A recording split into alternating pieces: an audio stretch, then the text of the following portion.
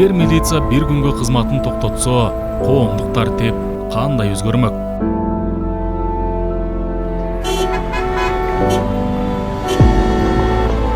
Эже, бак жолду карабайсыз, каралачы, эмне? Бак мен биринчи кечкектин, сиз уступить надо. Я тебе уступала дорогу, ты Жеке, мог бы на глаза посмотреть?